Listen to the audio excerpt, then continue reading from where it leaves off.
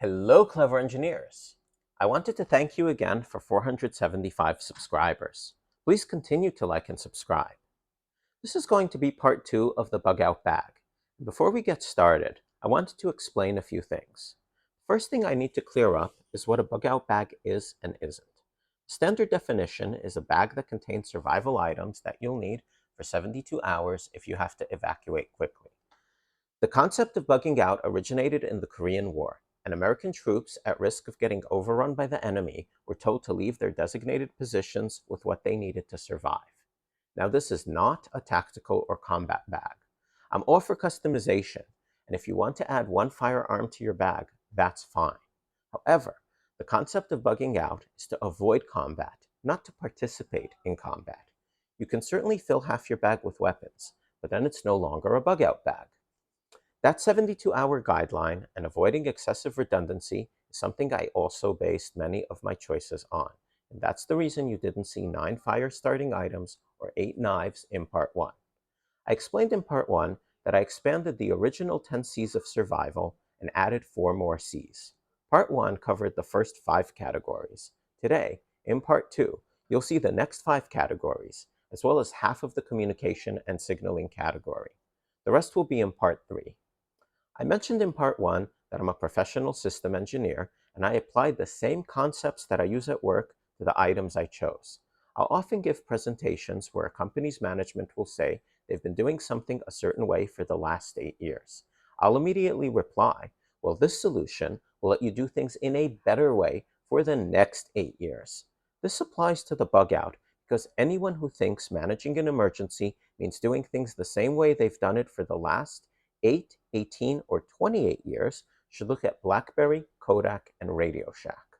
As a professional engineer, I'm always looking for better methods to solve problems, and the traditional way may not be the only way or even the best way. So with all that out of the way, I appreciate your feedback. Please continue to like and subscribe, and let's get into it. The first category I'll cover today, and the 6th category overall, is cargo tape and adhesives.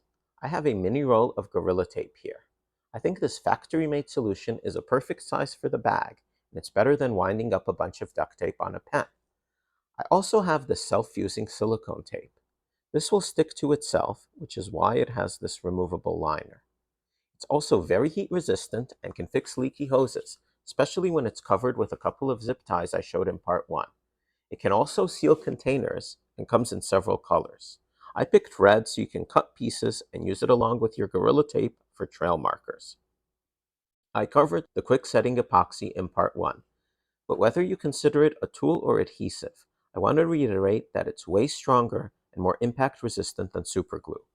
I fully understand that superglue can be used to seal wounds, but I have wound seal powder for that, which works better than superglue for wounds. Epoxy also works better as a glue. That's why I have large packets and tubes of these in this bag, and tiny tubes of each in my EDC pouch. Our next category is cover and shelter. First, I have this survival blanket and tarp. This is a multi-layer blanket that's quite strong, but still light and not too bulky. It will either retain or reflect heat depending on which way you turn it. It's also a very large signaling device. Now, I've had this particular one for a really long time. I actually don't know what brand it is, but I'm going to link to a current version in the description. One thing that's very important are these holes and grommets. You can use them along with your cordage and what's around you to turn it into a makeshift shelter that's going to be robust and resistant to the elements. I also have this super lightweight and waterproof emergency bivvy, and both of these will work together to help keep you warm and dry. This is my survival pick and shovel, which is the Extremis brand.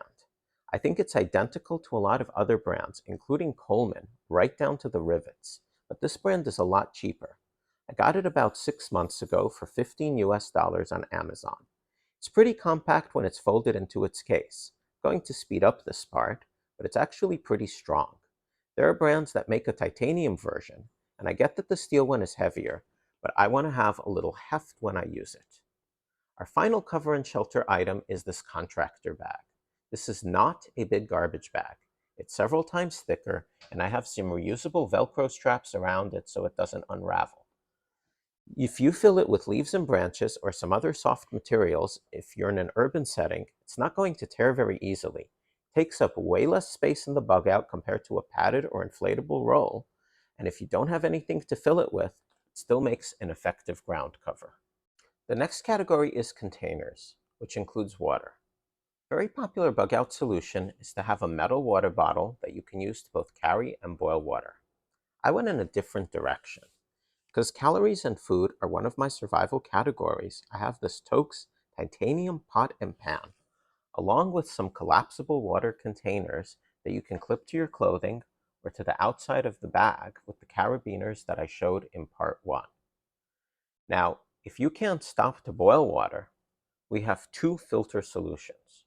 Our primary is this old but good US-made pump-style filter, which is much smaller when it's apart and packaged up. I'm going to link to a current version by MSR with a very similar design. There are also more compact, less expensive, but much slower filters from companies like Sawyer. And I use those in another application that you'll see in a future video. But for my bug out bag, I think that being able to get hydrated and fed as quickly as possible is worth it. Our backup is this Lifestraw. Now, these are great if you have access to a stream or pond, and in an urban environment, a toilet tank will be a great out-of-the-box water source. I thought I had this bag pretty much finished about 6 months ago, but I explained in part 1 that it's always evolving. Last week, I decided to add a Sillcock Key, which is running late, so that's why I'm showing you a picture instead of the actual item.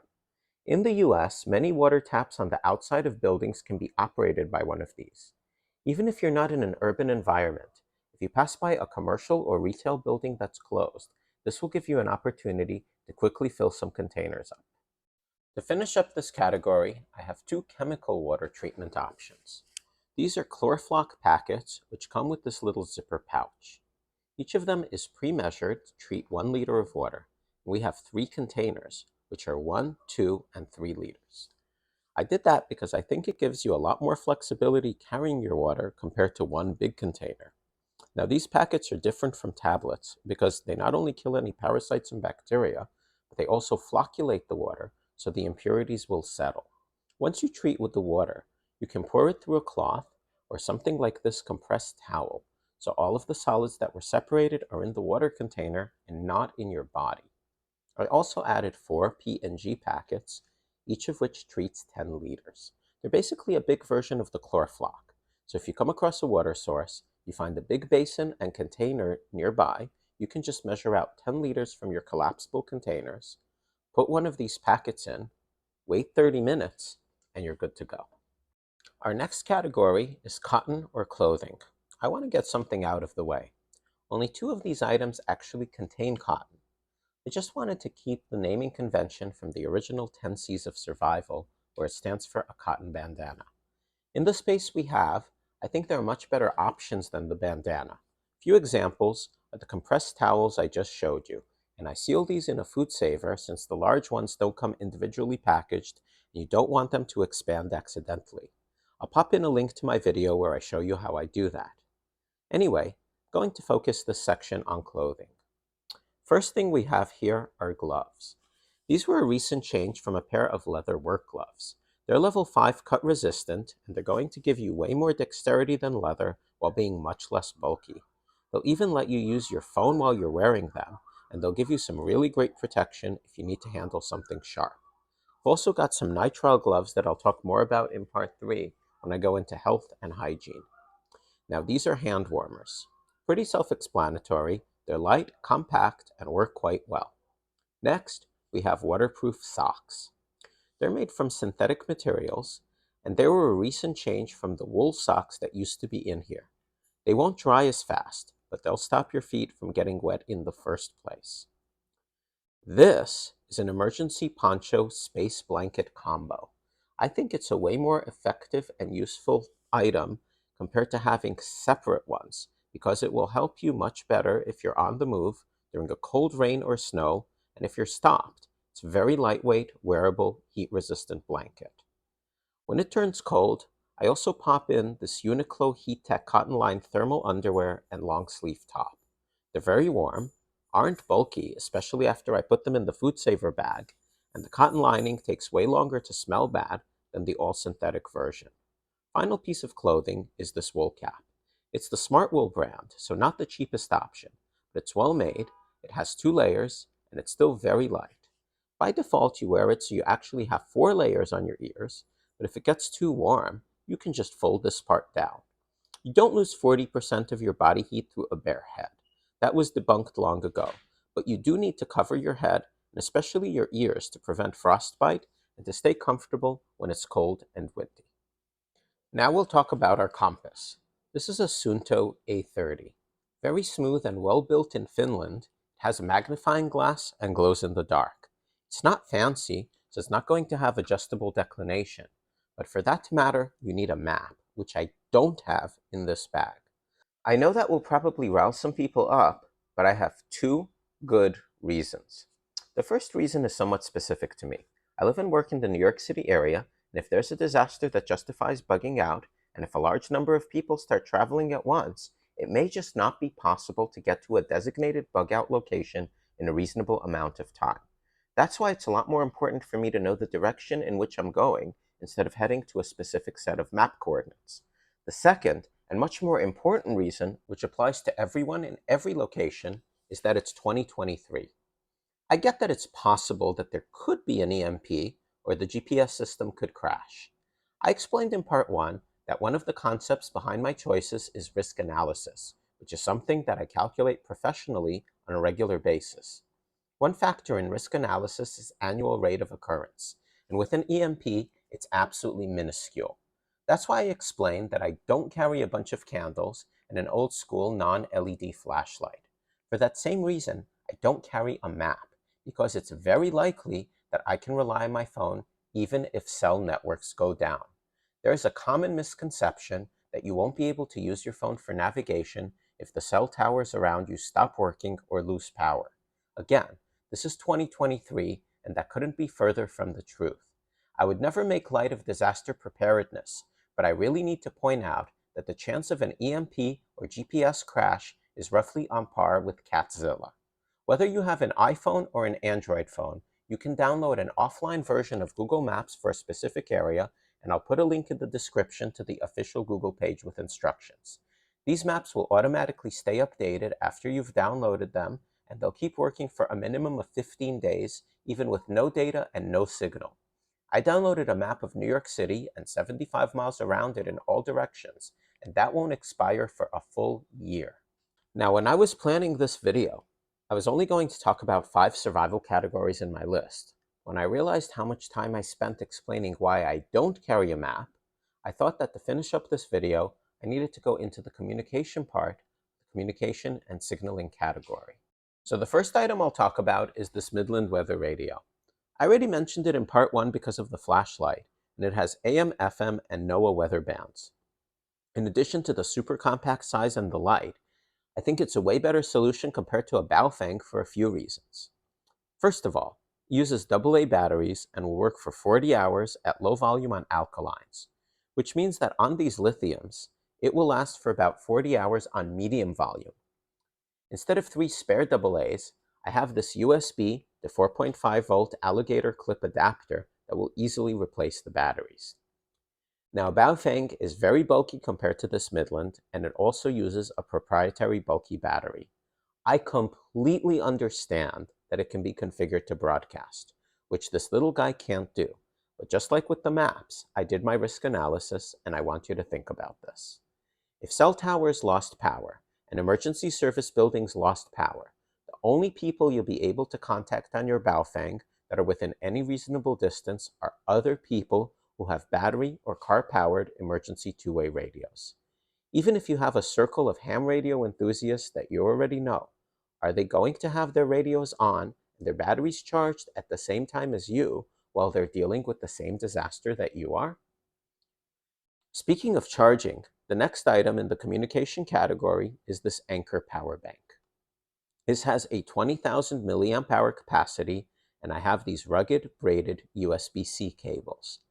A high output charger like this is also a must-have if you encounter a working power outlet on your travels. There's a second port that you can use at the same time to power the weather radio or charge some flashlight batteries. These Samsung flashlight batteries will be the backup for the non-rechargeable lithiums I showed in part 1. This Nightcore charger is also USB-C.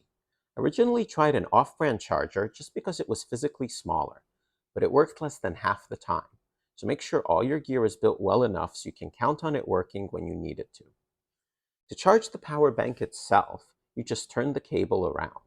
If you have an older micro USB power bank and an Android phone, you should update your power bank so you only have to carry a single type of cable, which is exactly what I did over a year ago when I got this one. The final item we'll talk about today is this USB solar charger. If there are no working power outlets and you need to charge your phone or power bank or flashlight batteries, it will do the trick. I'm going to drop a link in the description for a 20-watt charger. I've had this particular one for a long time, so it's only 7 watts, which will charge the 5,000 milliamp hour battery in my phone in about 3.5 hours. A 20-watt charger will do the same thing in just over an hour. It'll have grommets just like this one, so you can use some little carabiners to clip it to the outside of the bag and charge a device while you're on the move. So that about does it for part 2. As always, I'd love to hear your thoughts and feedback. Stay tuned for part 3 where you'll see the rest of the items, and I'll talk about weight and a little about how I organized everything in the bag. Please like and subscribe. Clever Engineer,